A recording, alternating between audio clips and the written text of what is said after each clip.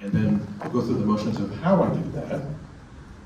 And then when that's over, you all will do that. And by the end of this evening, you'll have at least one website. It's really easy. You might create several. All right, so the next slide. So what is Azure? Azure, you may have heard several things about cloud in general. Your parents may know something or not know something, or something in the news. They give you generalizations of what it is. So one of them you might have seen is the cloud is just somebody else's computer. Well, that may be the case. Some of you may have very powerful laptops, but I don't think you have a laptop as powerful as some of the stuff we're going to show in a little bit. Plus, it's only one laptop. What if you have some process that you want to distribute out? Well, then you have to buy more than one laptop. So then you're using someone else's computer. So let me change the slide, and this will be a quick synopsis of a video that is out on the Azure website for marketing purposes, but I'll let it spin through and go through the various slides. You'll notice there's words, there's people, there's words, there's people. The goal is people. So Azure has a lot of tools, it has a lot of products, it has a lot of things. Something is a service, something else is a service. But it's all about making the people who use it more productive. Less concentrating on the tool and more making whatever they're making. So here are some of the categories. These are just the categories, not the actual things that are underneath them. We will go on, when we're on the website, we'll see this on the left-hand side. And these are all the categories of things you can do in Azure. And I find them very easy to use, especially in the portal. If you're just new, you can do everything in the portal. And you can do all these things in the cloud. These are just the categories. So inside there's more things. Okay, who would use, or what company would use Azure? Well, it's anybody who maybe has a proof of concept they want to do. Let's stand something up in a hurry, and then decide, no, that didn't work, and you shut it down. And you don't have some laptop or some big computer that you bought that you then have to sell on eBay or something. So that's the person. And then maybe you have a large group of salespeople or service people, and they don't need a whole giant machine. You can just stand them up at a virtual desktop or something, and they can use that to do their daily work. And the manufacturer, you want to monitor your machines to see what's spinning, what's not spinning, and have digital twins of your machine so you can see what's going wrong with some packaging loading or something. That can be done in Azure. So there's lots of things that Azure can do. And here's a couple that get right off the website. Walgreens, I drove about 10 miles to get here. That's about 7 Walgreens. And so Walgreens, here's a quote from Walgreens. The flexibility and scale in that last part of that sentence. They don't have 40,000 transactions per second all the time, but during some peak things, like maybe a pandemic, they have a lot of transactions going on. Or in the winter, everybody's touching doorknobs and everybody has a cold, a lot of transactions, but they don't have them all the time. So they don't need it all day long. So they don't have these things running full speed all the time. So at nighttime or some other time, it'll pull back, and they're not paying for those things. It just ramps up when they need it. Same thing with Bayer. Bayer is another medical industry thing, and we depend on Bayer not to just make aspirin. They do a lot of medicines, and the faster they can analyze the data coming in, the faster they can determine, is that medicine effective for what we want it to be. So the accelerating drug research, because they can ramp these things up, and all the data that's coming in would be horrendous to do on somebody's machine under their desk somewhere, but on the web using so Daniel is on the data side, right? Yes, sir. So he can speak to some of the data paths we can go on. So Microsoft Azure, here's a little blurb, has the various kinds of people. There's a guy working actually in one of the Azure facilities, and my son lives outside Reston, Virginia, and there's everybody who has a data center there, and they don't have big labels on the outside, so you don't know who's who, but these things just go on forever. And I've seen pictures of those things on the inside, and like we have hot swappable hard drives. They have hot swappable banks of machines. You just unplug the whole bank. It's like a bus, and it drives along. So that's lots of stuff. All right, how much? Well, most of the things are per usage. So like Azure storage, loading it up is free. It's pulling it down that costs.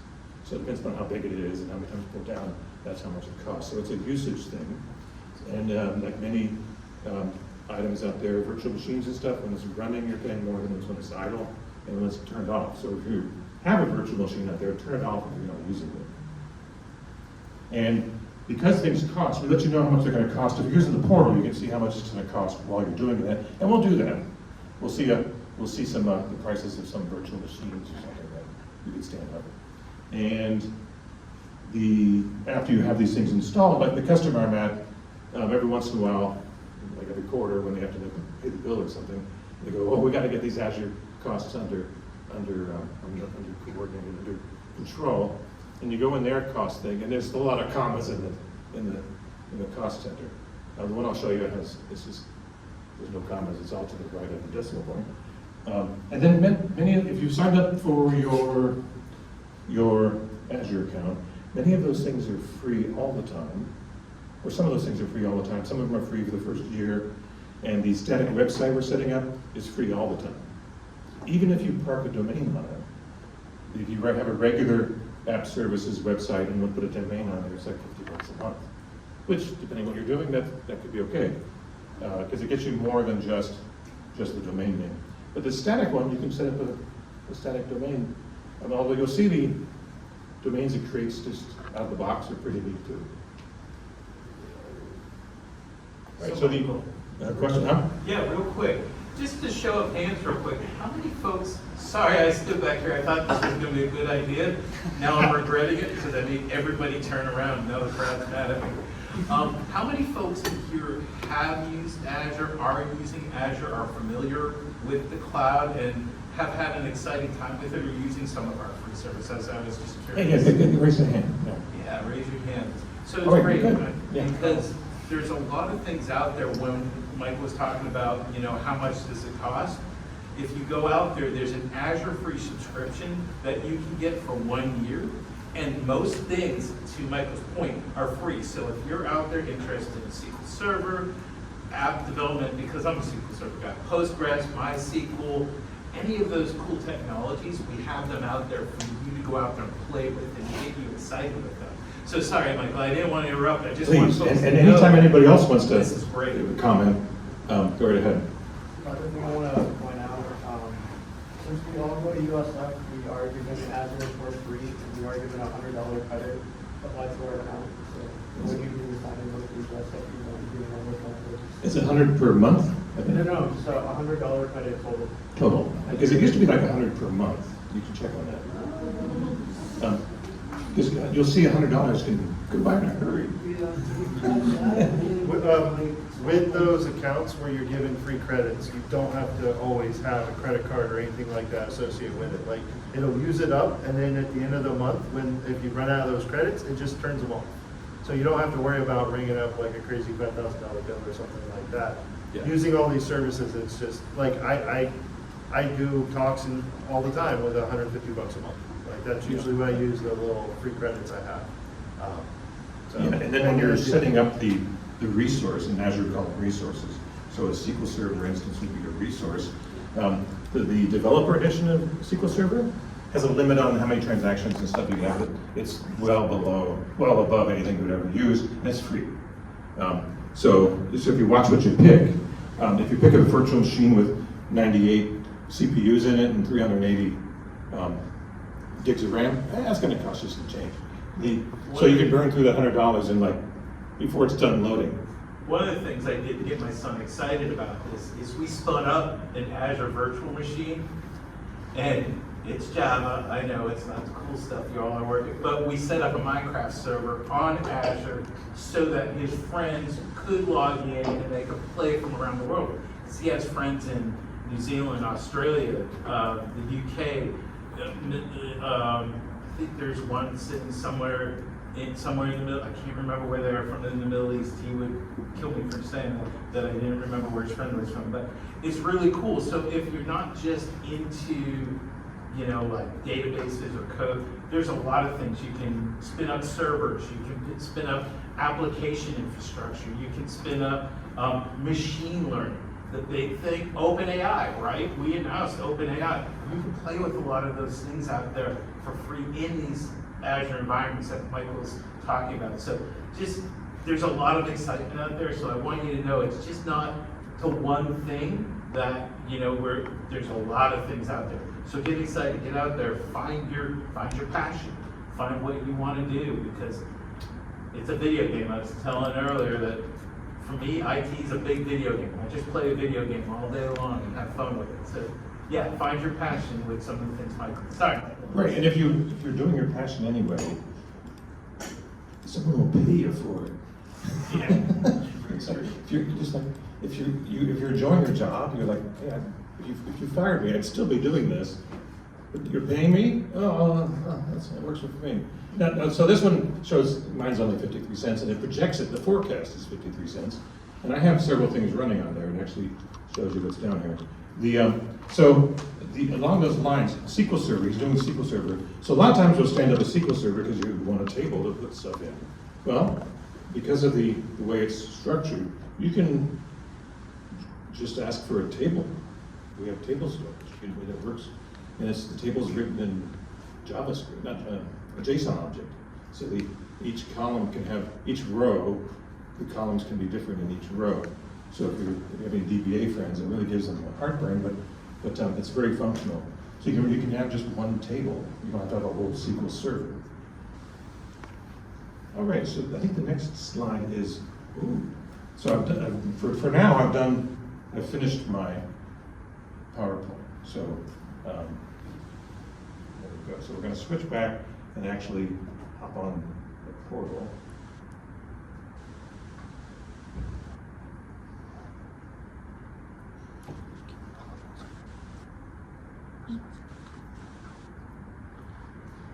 So while he's signing in, he's using two-factor authentication. I recommend it on every service, every site, anywhere you can. Because we're Microsoft employees, we actually have a policy that forces us to use two-factor authentication. So we have the Authenticator app, we have this. There's been stories in the past, not just Microsoft, but lots of other companies where someone's credentials get stolen. They log in, someone gets access to something. And so two-factor authentication or MFA, multi-factor authentication, is one of the quickest, easiest, simplest ways to cut down on that, because it's not just having something, it's, not just knowing something, it's also having something. Yes. And speaking of a great career choice, if you're interested in stuff like that, right? We have a red team and a blue team that are constantly testing us at Microsoft. Like I can watch my services that I spin up, and they're constantly trying to hack me. So if you like doing things like hacking databases or writing code to kind of cause data breaches, you can do it in a good way. And there's teams all tons over of the place. meetups in town on security. Yeah. Tampa Bay Techies, There you a go. lot of those people through Tampa Devs, there's lots of opportunity to connect with the community around cybersecurity, Python, cloud, there's all sorts of these opportunities. Okay, when you first log in, you'll see recent things you've done. I have a database running, a SQL database, and that's costing me, this is the billing thing you saw earlier, that's for this account. So that's costing me nothing to have a SQL server, because I'm using the development version, because I'm a developer. And this is just my, I have a Neanderthal Manager's app service, so I have a website called Neanderthal Manager, because in my family, 23andMe says I'm most Neanderthal. These eyebrows don't look like it, but my knuckles drag. This is the website. This is a static web app. I will be updating that shortly. So now we saw that bill was 53 cents. Let's see if we can get that cranked up a little bit. All right. We may need to start a GoFundMe. So the most recent things I've used are across the top. So there's policies, code, I looked at subscriptions earlier. Let's create something. So earlier I showed you all those categories. Well, here are the categories on the left that we can do. And some of them sound familiar. I'll pick a familiar one that I know costs a lot of money. So let's create a virtual machine. And in here, everything's a resource in Azure, and then we have a resource group. So if you're going to create several resources that are related, you can put them in the same resource group. So when you're done, you can just say delete the group, and everything in there is deleted. It has some other functionalities as well. So let's pick a resource group. All right, control that. Let's pick something. And the machine name needs to be unique. So I will pick something that's about to be unique. So the reason he's talking about things being unique is these things are given a domain name, like on the internet. And so when he says they have to be like this unique name, in a lot of cases, there can't be somebody else that's picked that name. So you'll append your name to the end. True, true. On a lot of Yeah. resources, not every resource. Right, some things have to be unique within your own thing, but other ones, like the SQL Server, has to have the connection string has something .azure.com. So that has to be unique. So let's pick a Windows Server data center, so that's going to be more than 53 cents. And then down here are sizes. So the default one is $137.24 a month. So that's, okay, the laptop I'm using is $2,500, so that's like 2 years of that, right? So things cost money, but things cost money. So and then the laptop costs that, even if I don't use it. I go on vacation, I still paid for it, it's sitting there idle. This, I turn it off, I'm no longer, is that correct? I'm no longer paying for it. Let's see what other sizes we can get. This is a D2 SP3, two CPUs. So let's see what else we can do.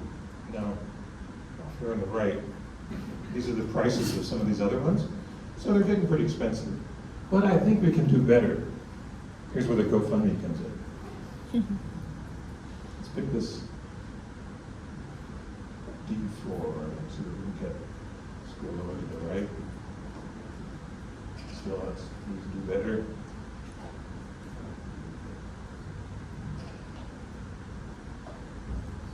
If you go to the E series, you're gonna crank it up pretty quick. Okay, there we go.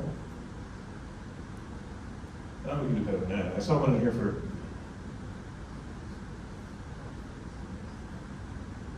$689. So you get the idea. There's one in there that has down here you have RAM and stuff like that. There's one that has 98 CPUs or something, and it's $6,000 a month. So that's someone's credit card. Can I borrow it? So I will not put select on this. So we will cancel this and not create that. If it's all right with you. So now I went through the portal here.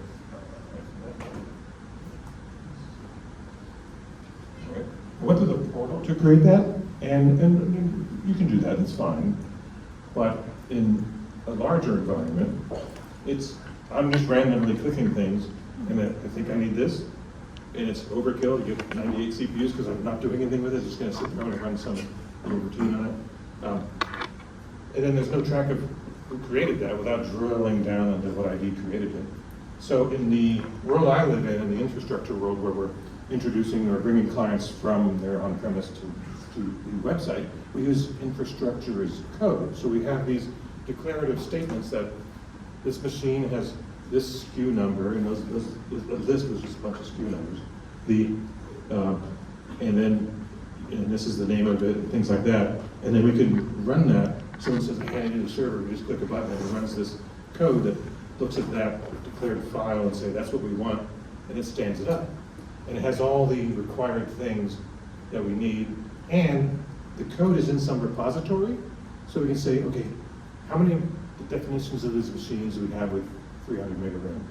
And you can actually go see and actually edit it. So you can audit your potential machines and your existing machines very easily through this infrastructure as code. And then on top of that, I worked on a client where they had some, there's a lot of us deploying this, and there's already a lot of client people already there. So we're just a little cog that does something. But I was aware that they were standing up for this test environment. They were standing up a whole swarm of these Ubuntu boxes, just a swarm of them. And they would all be doing their little thing for this test, for some simulation thing. And they would run this app this software written in Go language, which is a pretty neat language. And that's really fast. They would stand these things up in a hurry, run the test, and then shut the swarm down, or just kill it entirely. So they were, even though that machine cost $6,000 a month, they were only using it for however long the test took, a few minutes. So that's the advantage of these deploying things with code, and they can say, well, that test took too long, let's up the RAM a little bit on these things, and they can. And then on that one, they had these images that they designed ahead of time, and we would use that image with all the software already loaded down there, ready to run as soon as the machine booted up. So that's the benefit of having this deployment as code thing. All right, I think that was one of those I'm going to show. But we will get back to, is the pizza here? Yes. Should we take a break for the pizza? Yeah, so we will take a break. During the break, we will have a Q&A session. Now, we did a little bit of that when we were starting. You weren't sharing with Chris. You need to share Chris with everybody else now. He has quite the stories to tell. Right, Mike? Yeah. Yeah, you'll know what that means in a little bit. So you can ask us questions about whether it's Azure. We had some questions about that, work-related, what it's like to do this all day long, and what do our titles mean. All right, so Marcel, pizza. Bunch of certification hats on there. I think I have like 30 or 40 from there. I have so many certifications from Microsoft. So the easy ones that you can get that will give you a nice overview are the 900s. There's like AZ 900, which is about Azure in general. AI 900, there's a DP 900, which is on data. There's an SC, which is about security. There's a PL for Power Platform, if you want to do Power Apps or something like that. And so the 900 gives you a good overview. If you're specifically talking about Azure, AZ 105 is Azure infrastructure. So if you're really focused on building infrastructure solutions like storage, VMs, networking, those type of resources. The AZ 200 is the developer-focused one, where if you want to build applications running on app services, functions, call data, have like Redis storage, cache stuff. There's a 220 they added a while ago, which was IoT, which they've discontinued. There's a 300, which is Cloud Solution Architect, 400, which is DevOps, 500, which is Security, 600, which is Hybrid VM, 700, which is Networking, and then there's a whole bunch of security ones, and data ones, and AI ones. You can learn a lot, and just by going out to learn, all the training is there. There's Learn modules, they'll spin up 3 subscriptions, showing you you can spin up stuff, they'll give you code samples to run, and like tell you what to edit, and you can do as many times as you want till it clicks. So if you're a student and you get free certs, go out there, sign up, do it. Seriously. Other questions? Is he here? No? All right. Back to Mike. Question. Oh, yes. So if you're like a cloud or DevOps engineer working on Azure, are you developing new functions of Azure? So what exactly? So I do a lot of DevOps, and I speak about it a lot in Azure. So when I'm doing like infrastructure as code like Mike, I'm going to be talking about the solutions that are hosted up there. You got an app service, you want to talk to data, you need networking, let's implement it in Terraform. Let's implement it in Bicep. Let's understand all of the infrastructure I need to write out so it gets created the same way every time. Now I'm going to create pipelines, maybe in DevOps and GitHub, so it can repeatedly be deployed. So I'm going to create that app service in code. I'm going to take your code, compile it, push it up there. That's a lot of what I do. Now, if you start going into SRE, which is Site Reliability Engineering, you're going to implement monitoring. You're going to look at how your application runs. What's the load? What's the reliability? Does it have errors and faults? Kind of track down in the code where that is and fix it. Is it scaling right? So there's lots of aspects on stuff you do when you're implementing solutions like that. Does that answer what you're looking for? The three of us don't write new functionality in Azure, but somebody must be, because every couple of minutes there's something new. Myself, you mentioned Terraform, which is a product that can roll stuff out to several clouds, not just Microsoft. So there was it's a skin over the top of the APIs for those other platforms, including Microsoft. So Microsoft has an API that you can call and it deploys some JSON that you send it. So there's not a one-to-one connection between all the things that you can do in the API that you can do in Terraform, or vice versa. So there were some things in Terraform that were missing in their SDK, and I was on a team that was trying to solve those couple that were missing. One of them was, don't ever do this, because they will call you before it's done. It was the Terraform control for instantiating a SQL Server managed instance. And I don't really know what that means, he might, but it's a swarm of SQL servers. And the problem with Terraform, after so many hours of trying to run, it comes back and says it timed out. Well, no, because it takes 24 hours to install this thing. And so we actually ran it outside of Terraform to see, does it even work? It does. And before it got done installing, somebody was calling us from the project management team saying, who's doing what? There's something for $10,000 in my bill today. It warned him that. So in that cost one, you can set these controls that say, if something goes above some dollar amount, send an email. So he must have had like a couple $1,000 in there to stop some bill coming in. So there are people who write these controls. And by the way, that Terraform control that calls the Azure API is written in Go. So Go is a neat language if you want to learn that. All right, so here's what I'll be doing. We're on slide 28 of 29, and 29 is blank. So good news, no more PowerPoint. Here's what I'll be showing in a second. I'm going to show you a static website that I have already done, and you guys will do one. And we're going to I'm developing it locally. There's a wink, wink, nod, nod. I've been doing a bait and switch here. You'll see in a second. And if you're paying attention earlier, you might have already noticed. I'm going to push it to a repository I have in GitHub, and there's a pipeline in there. It'll run because it's waiting for things to be checked into the main branch, and then it'll publish it to Azure using the pipeline. Let me know when everybody's got that installed.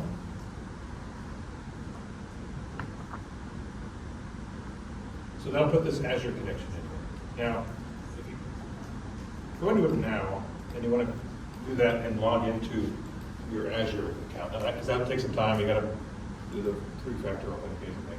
So go ahead and log into that because we will need that logged in.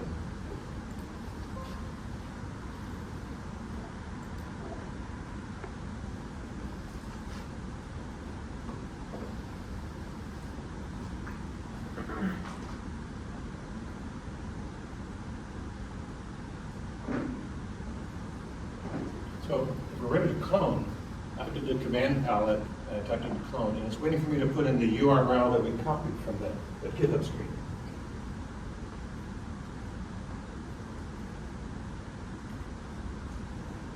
And then it asks me where on my local device I want to add that. I have a folder here where projects. I put it in there. New folder. All the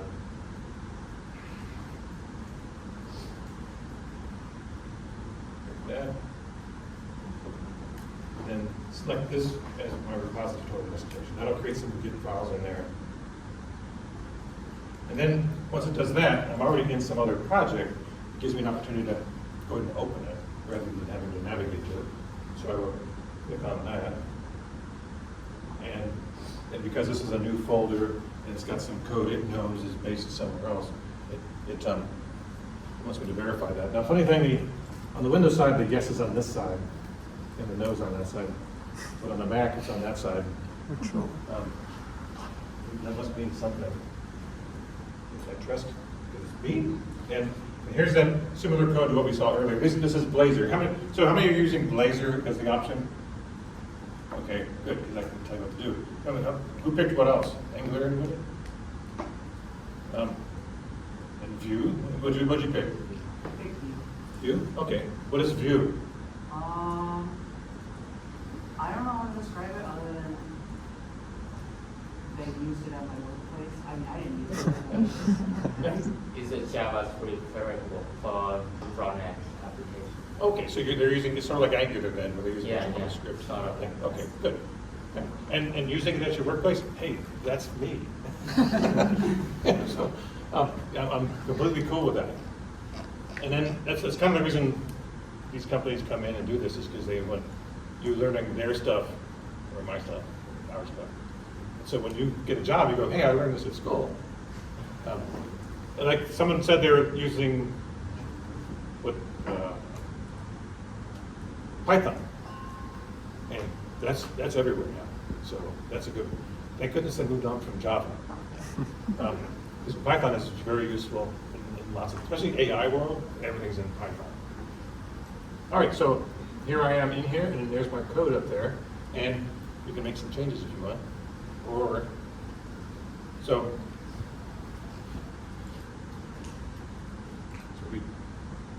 how if you're using Blazor, the way this is structured is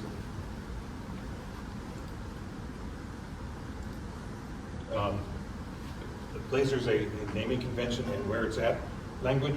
So the www stuff is where stuff like images and JavaScript and CSS tags and stuff, CSS files, that's where they are.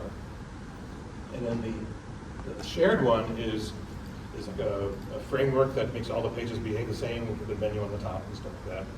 And then the pages are what lives inside that larger framework. So that's how Blazor works. And we could have a whole conversation just on Blazor. So here's the shared one. So there's like the main layout. And Blazor, they named the rendering pieces with Razor at the end.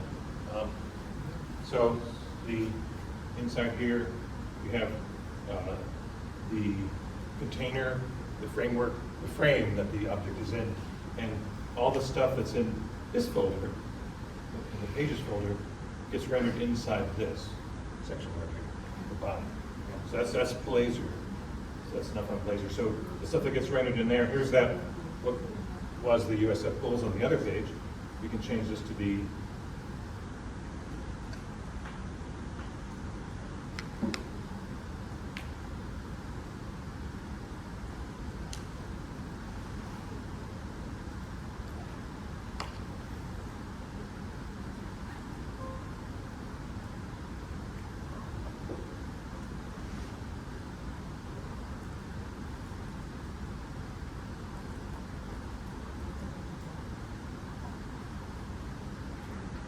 was it hackable or? Yes. Yeah. Okay. Hackable.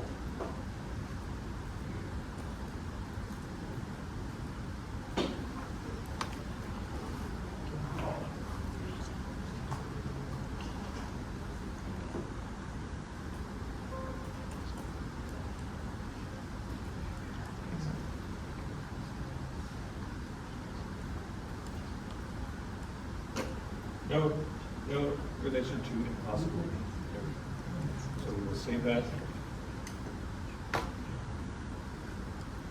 it's already marked up that changed. Is everybody in the same spot? All right. So I'm gonna push that.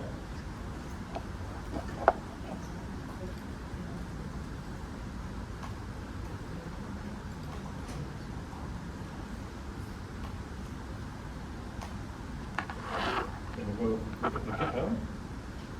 Question. Yes, What was the website that you went to for the Learn Microsoft to find? sure. It's right here. So if you search for static, getting started, static websites, quick start, static website, Azure or something like that, it'll come up. Yeah.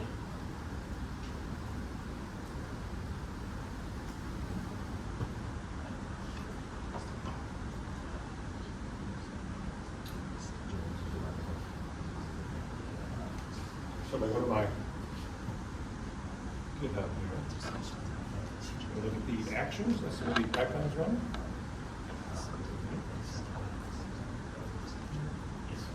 There.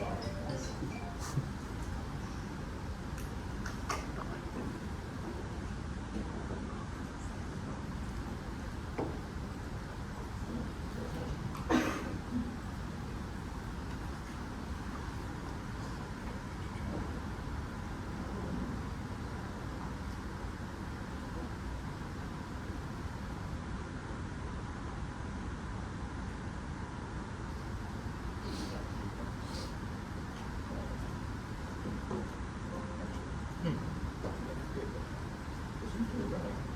Let's go check the.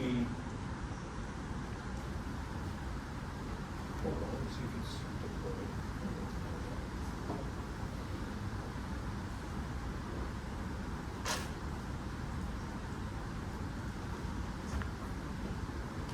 Boy, they inspired your token really quick. It did. That's a different tab.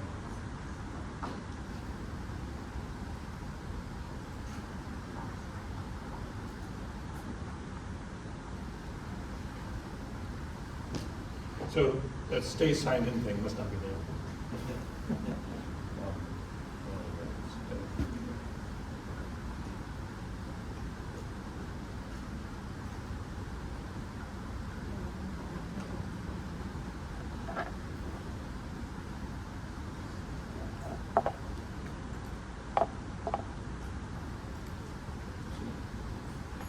I must not.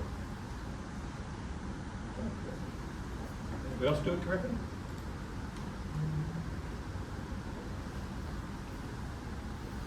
So did everybody's GitHub create a pipeline?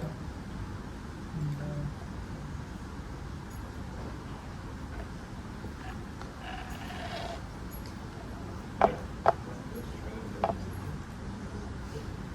will start over.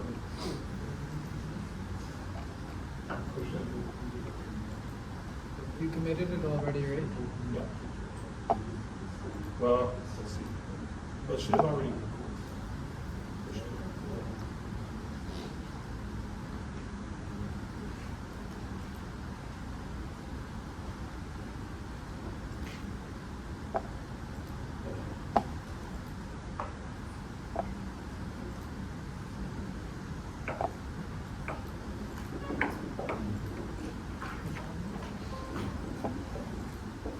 Well, I will create another repo.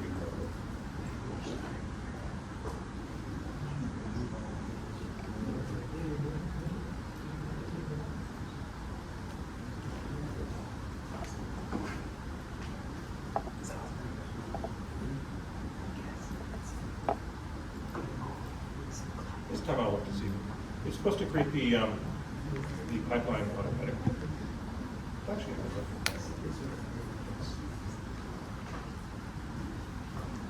there's no GitHub folder here. Hmm.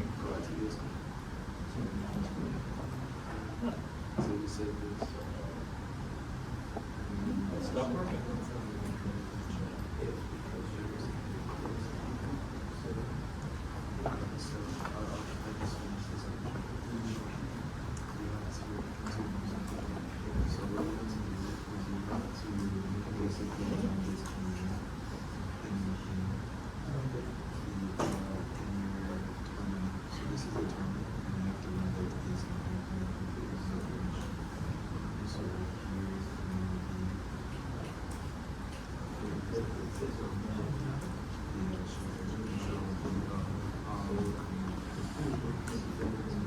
So on the, anybody else, does it generate the, Mine isn't committing. yours did not create the pipeline? No? It didn't commit for some reason. It didn't connect, no. Michael, we're having issues with the username not being associated with the Git repository. Oh, no. First go to the middle and then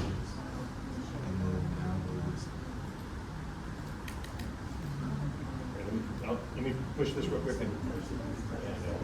Yeah.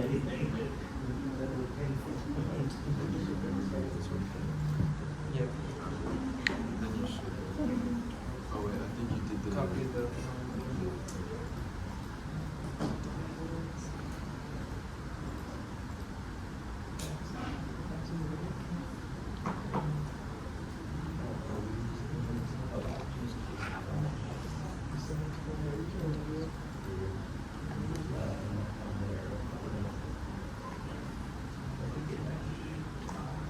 And now I got it. Now I get it.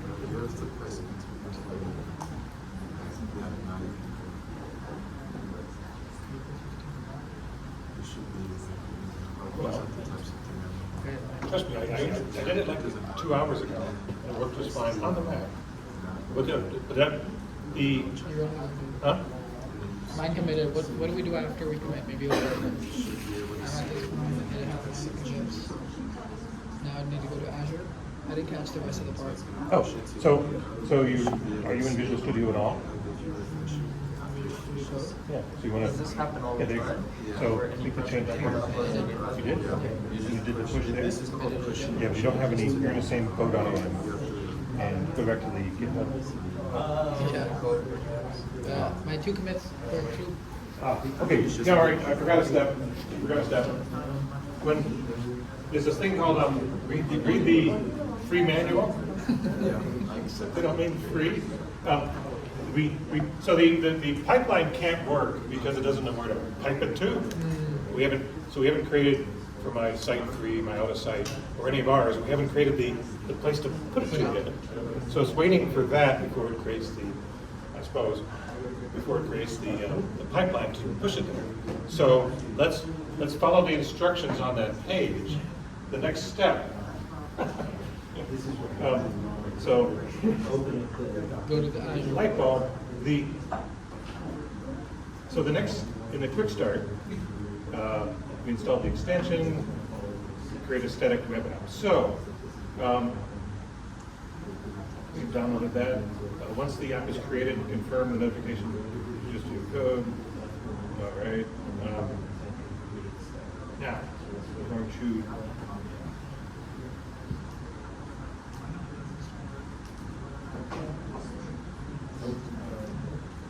all right, so in the command palette, remember the command palette at the top of the screen? So view, command palette, we want to create a static website, web app. So that part there, that's the part we haven't done yet. So the pipeline doesn't know where to put it, so it probably doesn't exist yet. So create static web app. And this, so it's running it here, so it's probably going to generate the pipeline here in our local code. So click on that.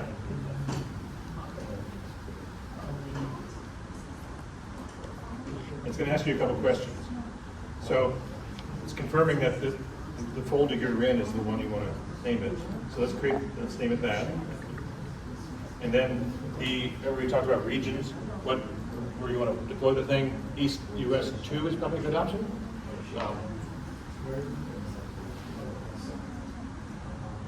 And then whatever you wrote it in. So view, you got yours. So I did mine in Blazor. Look at the other ones you can do. So I did that. And then what folder it's in. So remember the folder structure over here. It's in my client folder. So just confirm that that's correct, because that's where it's going to get things from when it's doing the build. And then within that, where's all your HTML stuff?